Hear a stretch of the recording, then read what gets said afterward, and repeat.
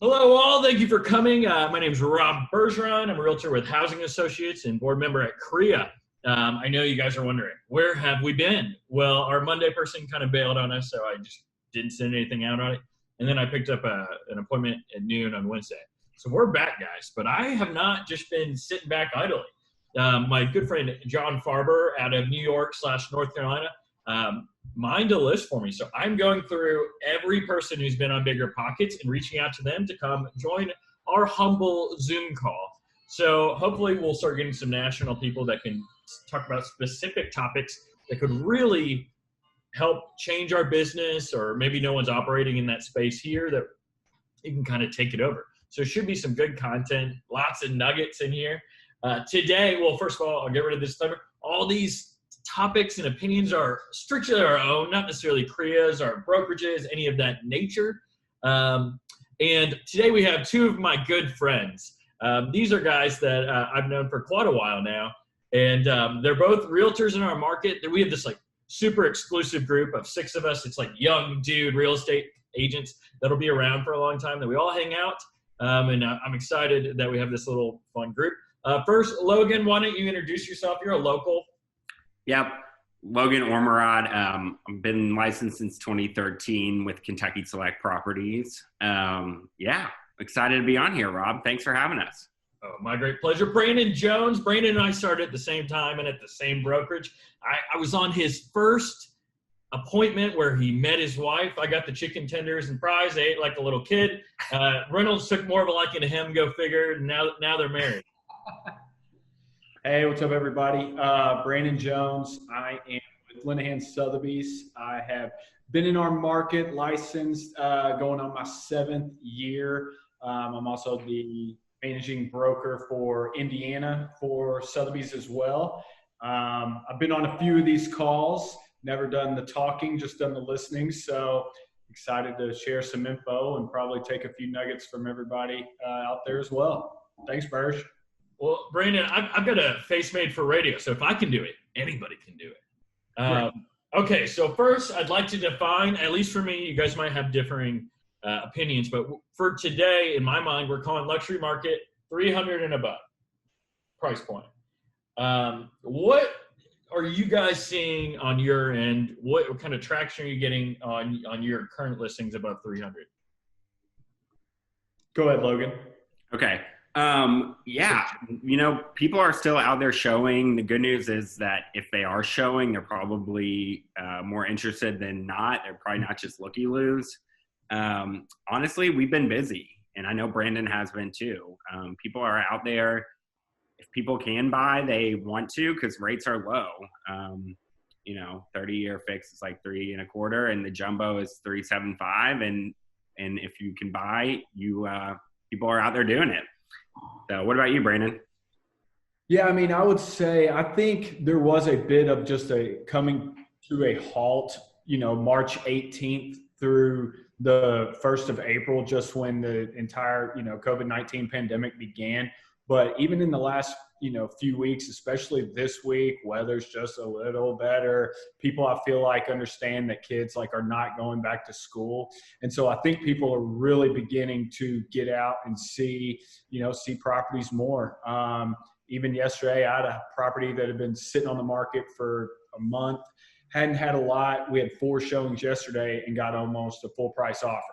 So Logan touched on, rates are still good. And for people who I think were planning on moving this summer for whatever reason, a big life event, a marriage, another kid, whatever, I don't think, that COVID-19 is going to stop them from doing that move.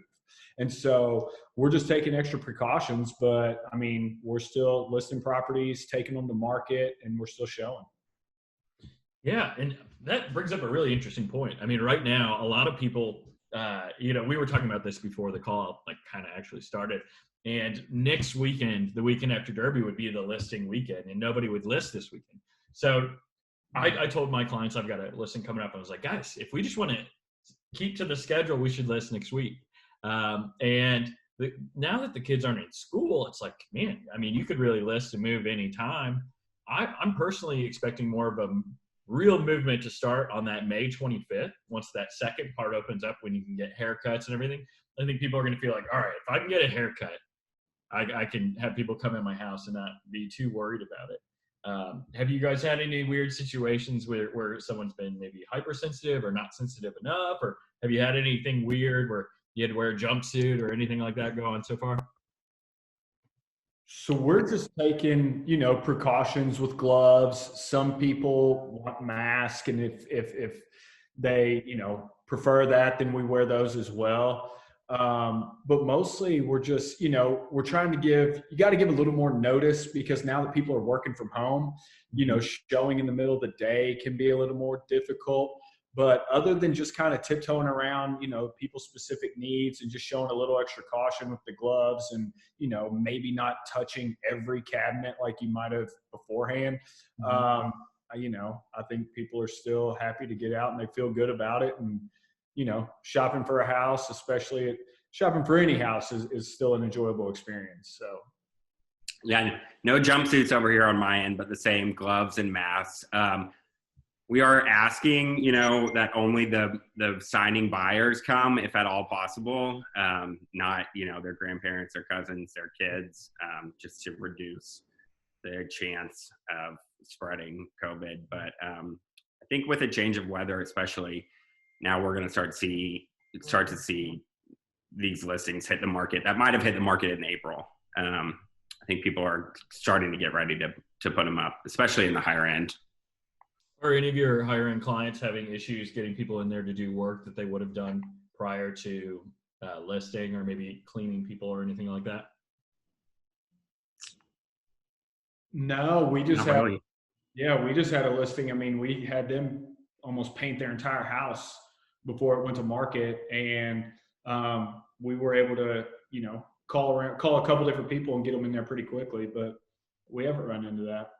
Yeah, I mean, I feel like a lot of contractors especially are working overtime because people are sitting at home looking at projects at their house, and that's who's out there working. Yeah, so on our last call, which was the Friday after our CREA meeting, and our CREA is awesome, guys. We have 730 members. We had 180 people, and the call was over 3 hours, which is Lawrence of Arabia, Titanic amount of time, and we still had 150 at the end of the call. I mean, people are thirsty for content and thirsty to connect. We speculate a lot. We just kept on going down the rabbit hole, and one thing that I was thinking about is if we're losing commercial tenants in some of these downtown areas, do you think that's going to diminish some of the property values of those areas? I mean, there's going to be less of a need to go into work or whatnot, because maybe they're going to start working from home. What do you guys think will happen? I don't, if you're specifically talking about downtown, there's not a huge demand for people who want to live downtown anyway. I mean, Waterfront's a great example. I mean, Logan's got an awesome unit for sale in there at one of the lowest prices I've ever seen for the building.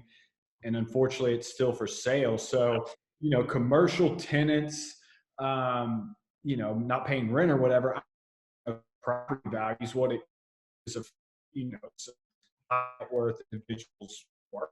If they all of a sudden just have this asset that's not bringing in cash anymore, they then all of a sudden maybe aren't going to buy that $2 million house. So I think that's where you could see the effect, not necessarily the home values around, now if every bar in Germantown goes out of business during this, that's going to take a little of the appeal of that area down a little bit. Hopefully that's not going to be the case. And I don't think that's going to be the case. So, that would be an extreme example, but just big commercial tenants, I don't know if that'll necessarily have an effect on home values. People's net worth may then have an effect on what people are going to be able to get for sale price. Yeah. I mean, Brandon brings out an interesting point, which is the unknown of what this is going to do to people's pocketbooks 3 months, 6 months, a year down the road, especially with it being an election year, which is always kind of tricky this year for the luxury market. So if anything, we're telling people, take the chance. Now's the time to go ahead and list before we see whatever effects we might have in 6 months, which we don't know what they're going to be. There's so many things. In our last call, it was like, wow, I hadn't even really thought about that. No one thought like, wow, no one's going to need gas right now because no one's commuting anywhere. Oils, then they had all the storage. I mean, it was a good call. That last one was awesome with Chris and John. But another thing that could happen too is like, all right, so if we have this huge influx in office space, conceivably, maybe we can change some of the zoning and get some more cool, interesting things downtown. Like there's some certain things in St. Matthews or maybe the Highlands, like, do we really need that right there in a prime real estate spot? Maybe those people move out to cheaper. Well, I mean, you're going to have an influx of properties becoming available. Maybe they move out of that high demand area and we can get some cool stuff in there. Then the Highlands in downtown becomes even more fun and interesting to go to. I think there's a lot of good things that are going to come. Just imagine, guys, what's going to happen to property values if we happen to get an NBA team? I mean, property values should literally double downtown. Something to think about. You can hope. Oh, apparently Seattle's like the front runner to get the expansion team, one of the two. They're thinking about two. And then it's between us and Kansas City is the rumor for the other NBA team. I mean, that'd be a real treat. And think about all that money that would bring in. Excuses for all of us to hang out and go watch basketball. Because I'm not a Louisville fan. So it would be nice to have an excuse to hang out with friends. I don't know. Guys, it's looking good. And then, of course, the waterfront's supposed to be expanding. So you're going to see property values going up on the west end. I mean, you're already seeing some wineries and breweries going up over there. Do you think that area might become bougie? I know Gil Holland's doing a lot of stuff over there.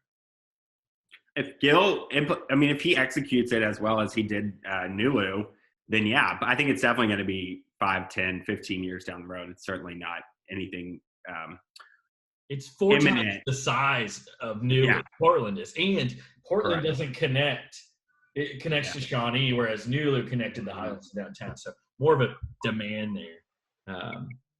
But Gil just bought a new house, right, on August? On Ransel, yes. Yeah. And he's gutting it too, right? It wasn't even that bad.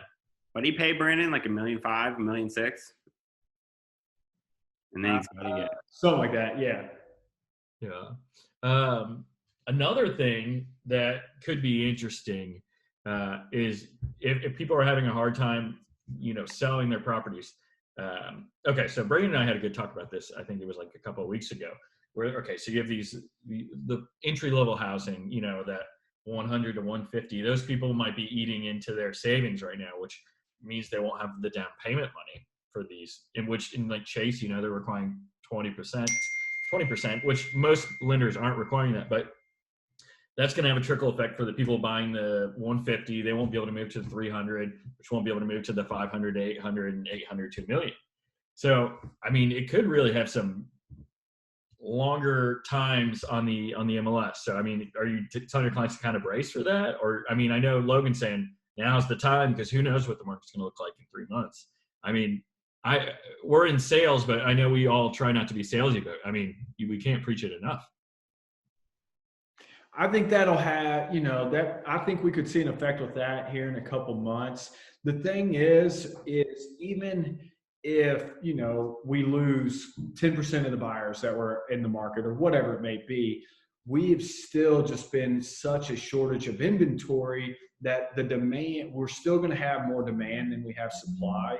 And so that's why, if the buyers go down, I'm always an optimist in this when it comes to my profession, but I still think that, a good house in a good area at a good price and pretty good condition is going to sell no matter what.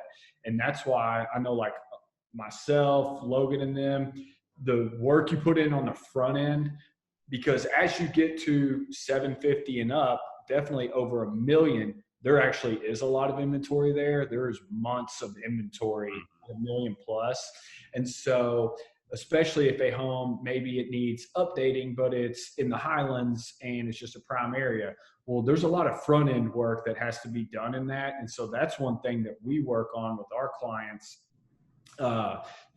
every single listing, to make sure that when you go to market, people are able to see the house, see what they're buying, not just the 20 years worth of stuff that is maybe accumulated. And so, when it comes to the investment stuff, the worse shape it's in, the better type of thing, for you all. But for us, when we're going to sell the high end stuff, we have to really work on the front end to maybe do some painting, do some new flooring, a lot of decluttering. And so it's almost the opposite effect when it comes to selling the high end versus purchasing the low end. But I don't know where I was going with that. Inventory is still low. I ramble all the time. I just go with it. Yeah. Do you see, okay, when you're doing appraisals now, I mean, if you are doing it with that higher end property, it's harder to find like kind properties. Do you have any recommendations when someone's looking to get their house appraised, or are you seeing an effect with appraisals yet? Like lowering at all? Mine's kind of been all over the place. I just closed a couple of weeks ago on a house, the one with Kyle, and it closed for $950, and they did a drive-by appraisal and didn't even go in, which was crazy. And then I had another one recently that the appraiser couldn't find comps, and they're being a lot more strict on them. So that's why it's important to talk to the appraiser and give him or her your own comps and, any list of upgrades if they've done them.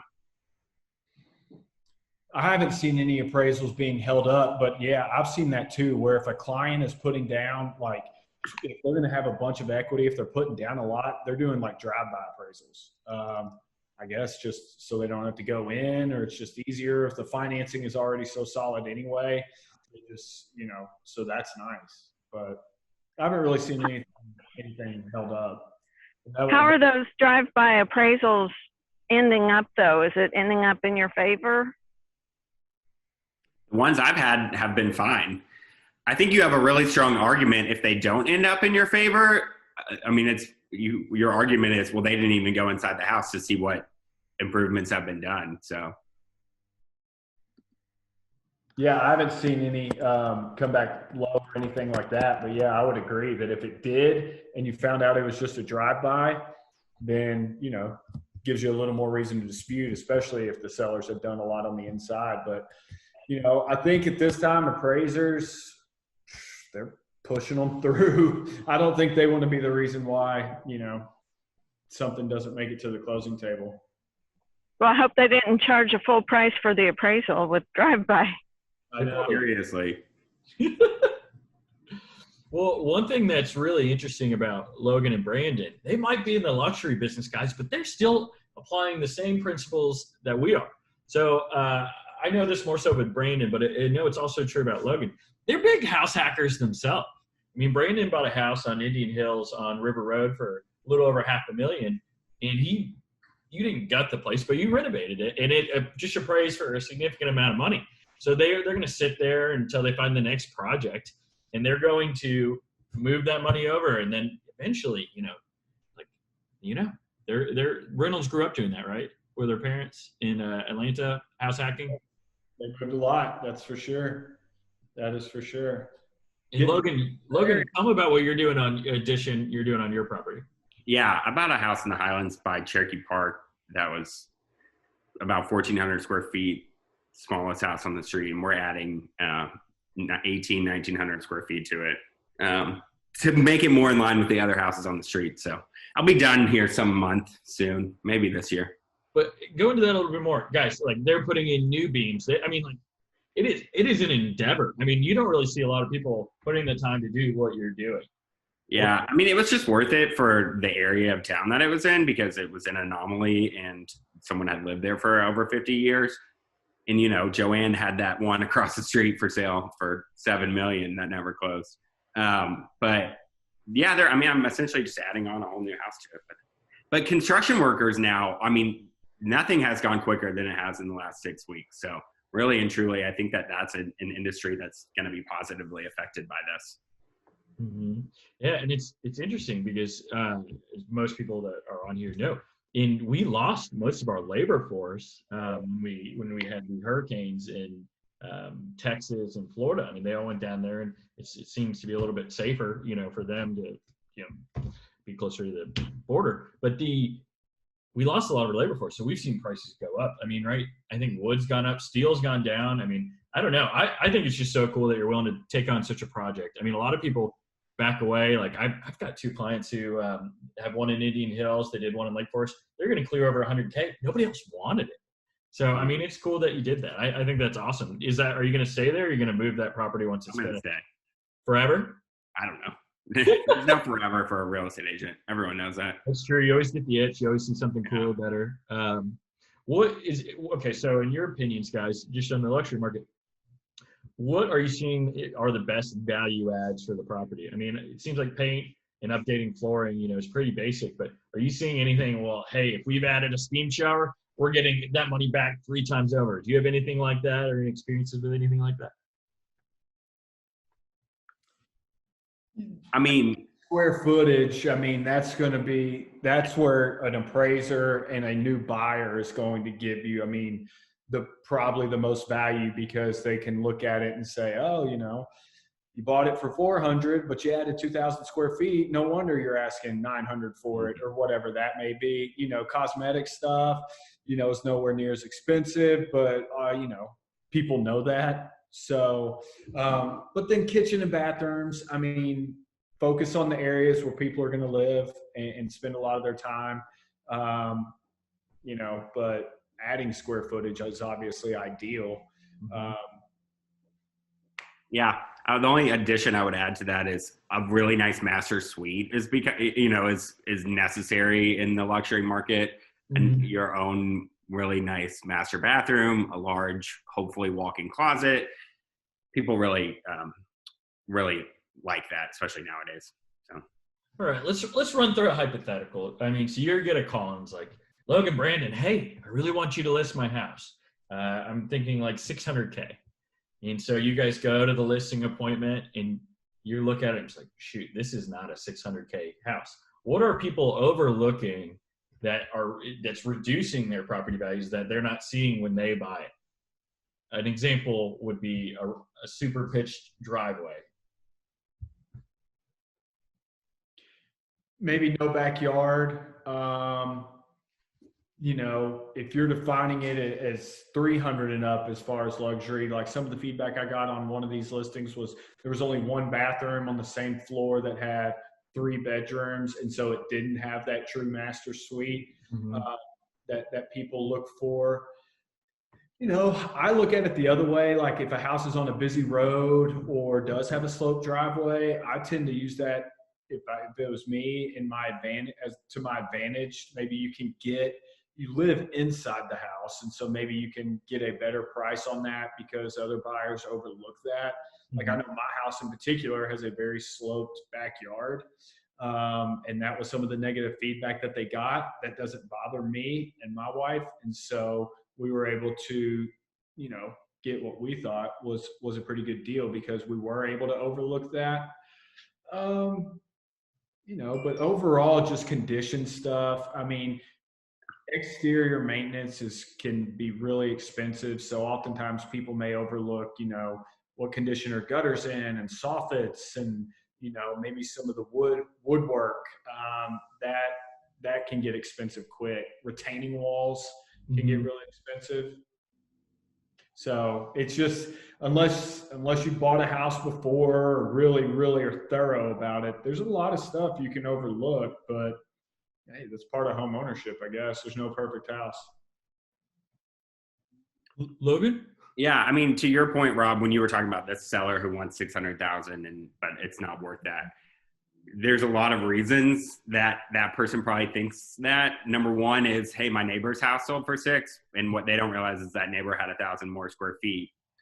A classic that we always hear is, I just redid my kitchen and it was, 2,000, and now that's 20 years old now. Anything more than, unfortunately, probably 5 or 6 years old to a young buyer with money is going to appear maybe dated. So that's really, recent updates are very important, and also, of course, location and size. Is there any areas that you're seeing more of an influx in properties demand? Like, oh, wow, I have a lot of people wanting a lot of stuff in Goshen lately, or Fisherville or whatnot.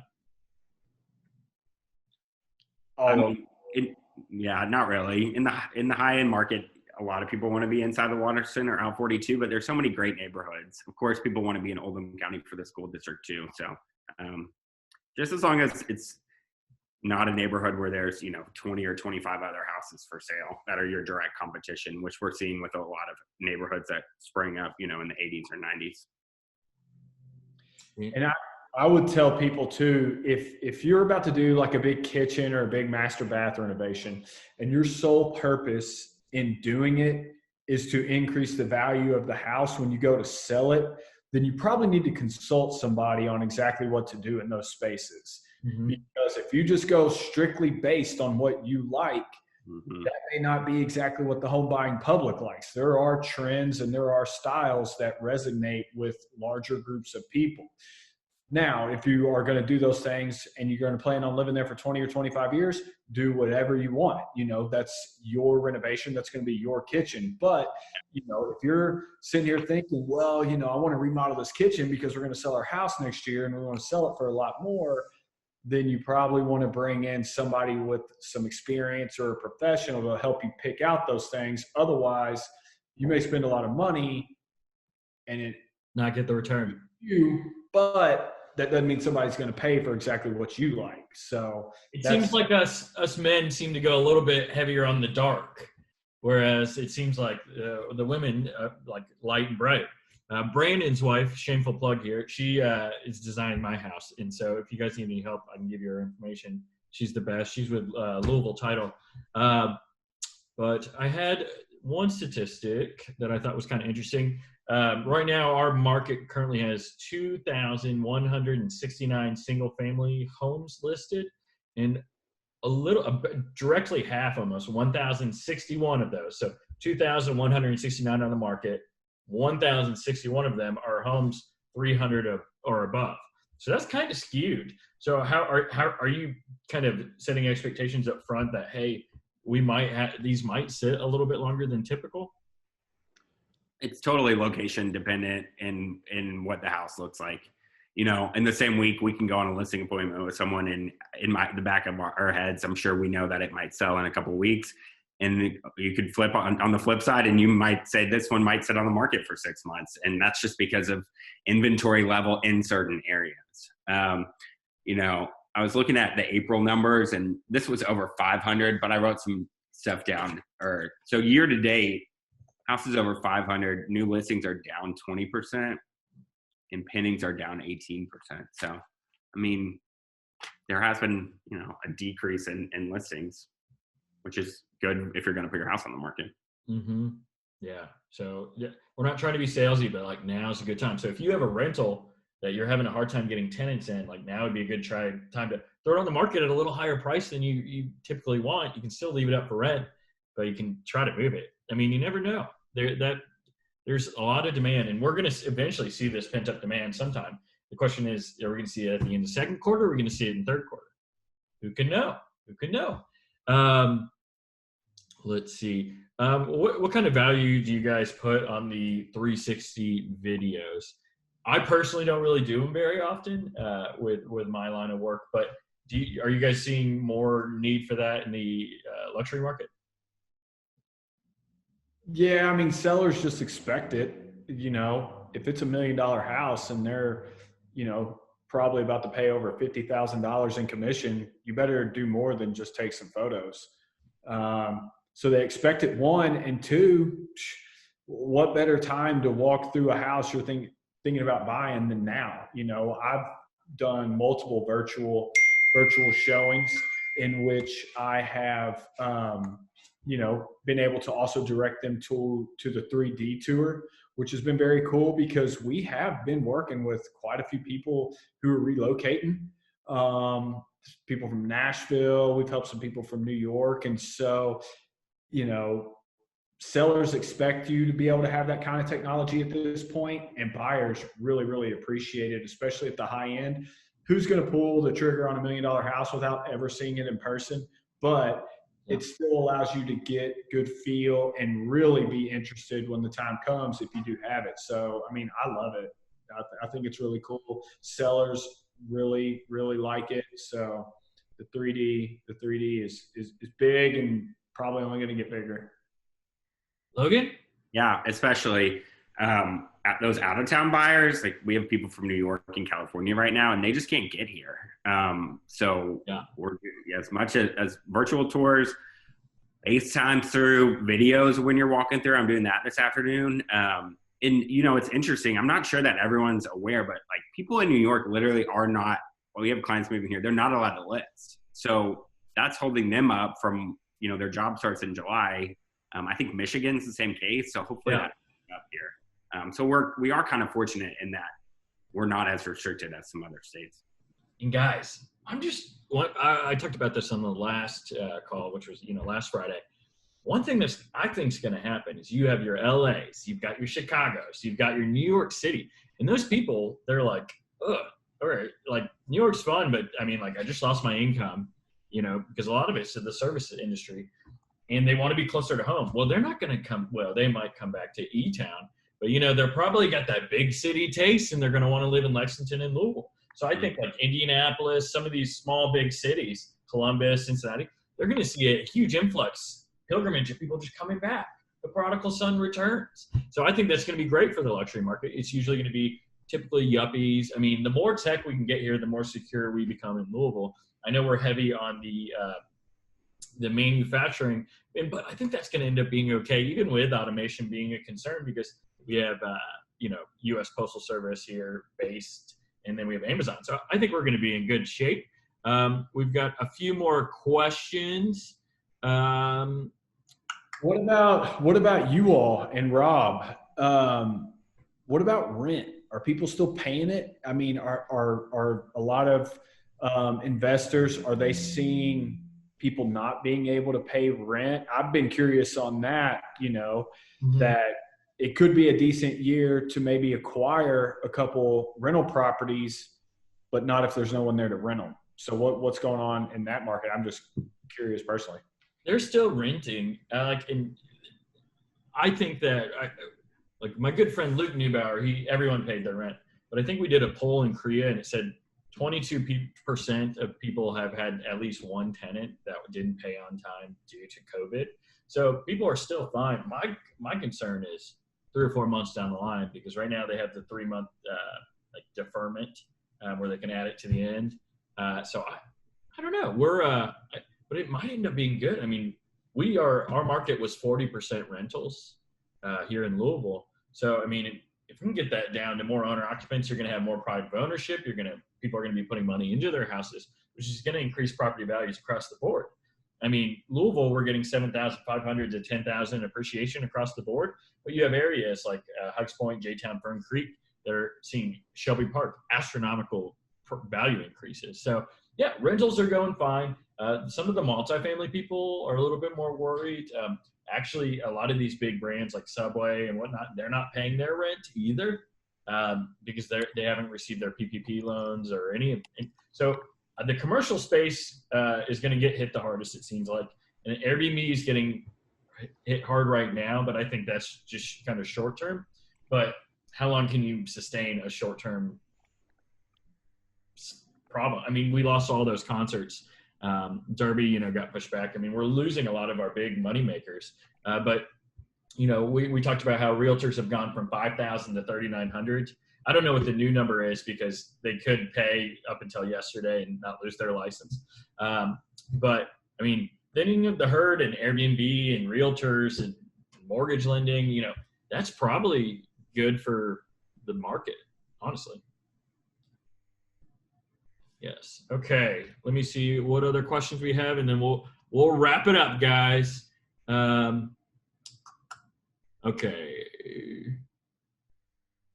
Okay. In the Windy Hills, St. Matthews, Brownsboro Road areas, lots of older people are moving to assisted living, and their 1950s houses are coming up for sale. Is it worth it to buy these houses to flip when they need $100K up to date to make it up to date and remodel with an in sales price of $400 to $450?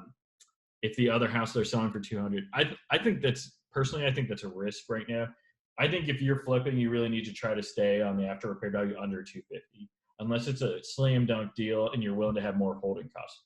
Personally, but you are seeing some of these neighborhoods turning over, and I think Brandon and I were talking about this months ago. But right now, you were having an issue like 6 months ago where people wanted to upgrade their house, but the interest rate was, they had like a 3, but they could only get a 4.5 to move up. It's like, shoot, do I really want to pay that extra interest?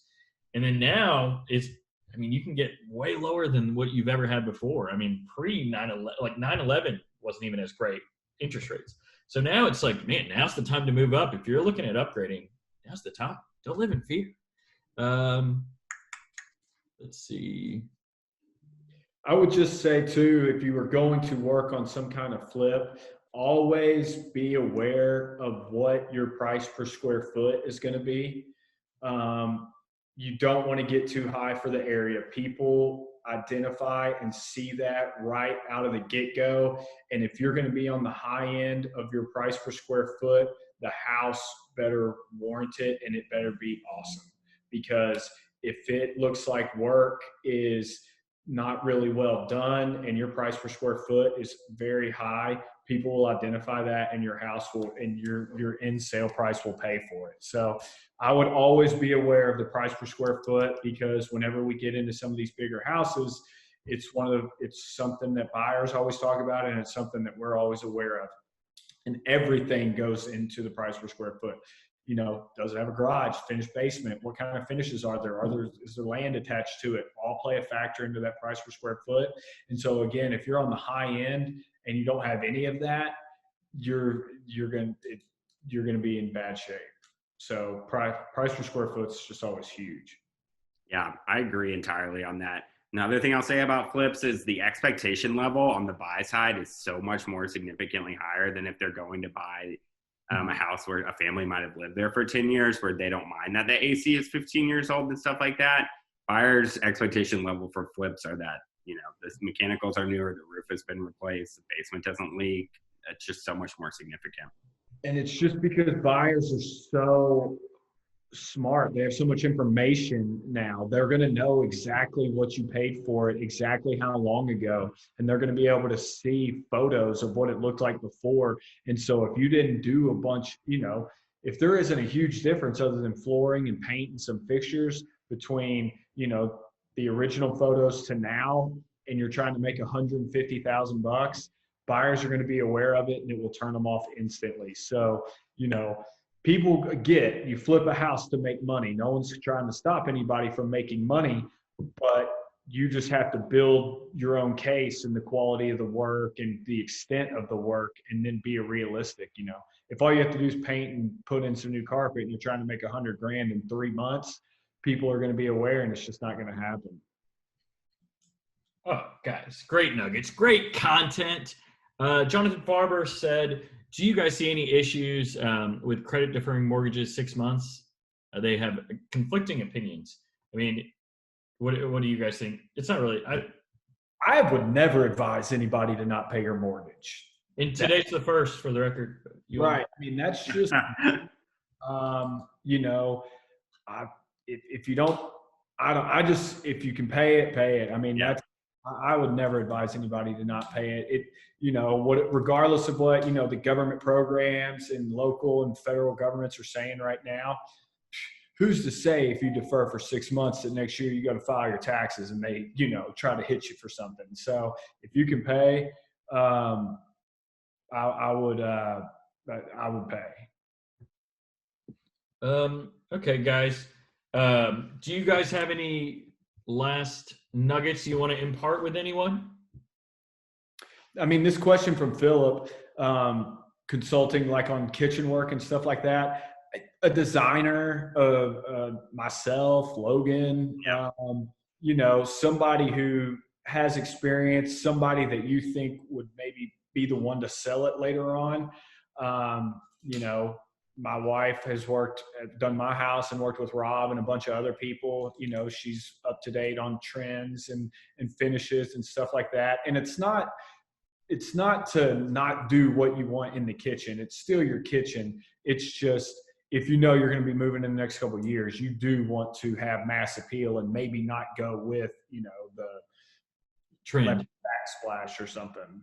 Mm-hmm. Yeah. Logan, anything you want to impart? All I would say is, there's a lot of doom and gloom out there. So clients have appreciated a positive attitude lately. So if anything, I would just keep that up with your clients. It's easy to watch the news and just be concerned for everyone. And there's a lot of unknowns out there, but I think we're their trusted expert and advisor. And our role is to give them information, but also to, get them through this, because it's a hard time for a lot of people. So. Oh, for sure. And guys, there's an article out there that says vitamin D is good for fighting COVID. So guys, we've got a sunny day right outside. Go check it out after this call. Thank you guys for coming on. On Monday, we have Eric Hitzlberger. Eric is on the board at CREA. That should be enough credibility in itself. He's going to talk about the basics of investing and from the financial standpoint. It's going to be a big value add for all of our businesses. Enjoy the weather. Great seeing you guys, and we'll see you at noon on Monday. See ya.